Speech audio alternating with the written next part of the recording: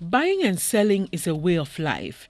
This normally involves the service provider and the customer.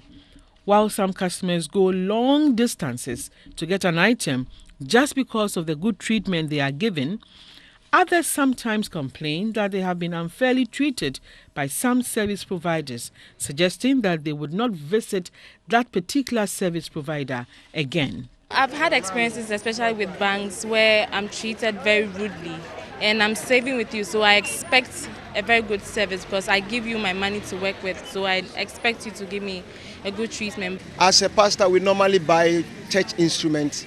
I went to one of the instrumental shops and they treated me very well. Since then, I always go there when I need anything. Depending on where we go and stuff like that, we get treated like we're not accepted in our own country, you know what I'm saying? For instance, I had an incident at the airport. Meanwhile, I saw a person that is not Ghanaian, but they let him walk in. According to experts GBC24 spoke to, some business outlets tend to lose their customers and their profits drop because of their bad attitude towards customers. To turn things round, the experts said those who have products to offer for sale must keep in mind that understanding the customer is step one in motivating them to even take a look at their wares. At any point in time, we are all customers, and when you put yourself in the customer's shoes, you think of how you'd expect to be treated and met out that same treatment. And if you want to sustain your business or grow, you need to do extra now. You need to do more. So come up with ingenious ways that would increase your share of the portfolio or keep your customers coming back for more. But service providers or sellers that the news team spoke to said they do the right thing for their customers by treating them in the most professional way. So many challenges. Some too come, you order for the food. No, that's not what I ordered for. You have to take it back to the kitchen. If you're not careful, you have to pay it. If the kitchen doesn't take it back, so we should keep it for some other people. You need to pay for it. Some customers do not talk to us with respect.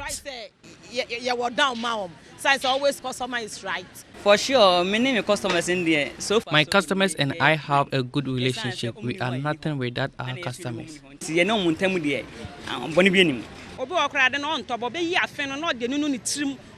Some customers pick our items and mess them up. That makes us treat them badly. However, customers said they sometimes see things differently. So far, with the shops I've been to, their customer service is okay, but then sometimes when you go to the banks, it's terrible. You talk to a teller and then she just looks at you and then just turns around. Sometimes you walk to some shops and how they will treat you, you have to just walk out or you have to just stop buying anything from that place. It is difficult for a company or business to know how viable it is without assessing the size of its clientele.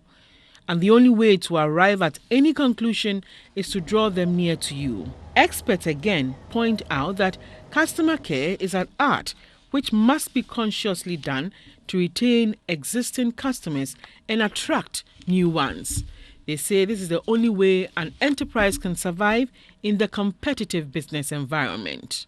Naturally, some people have a natural disposition of service. They have a passion to serve, and so it comes naturally.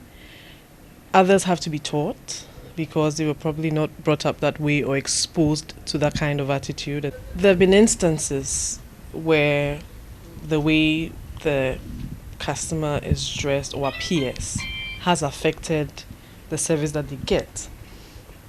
But that is bad service. In spite of how the customer is dressed or appears, whether they appear wealthy or appear tattered, they deserve same treatment, they deserve to be respected, they deserve to be treated well as customers. So, how do you treat those who want to patronize your wares or services? I hope you learned from the experts.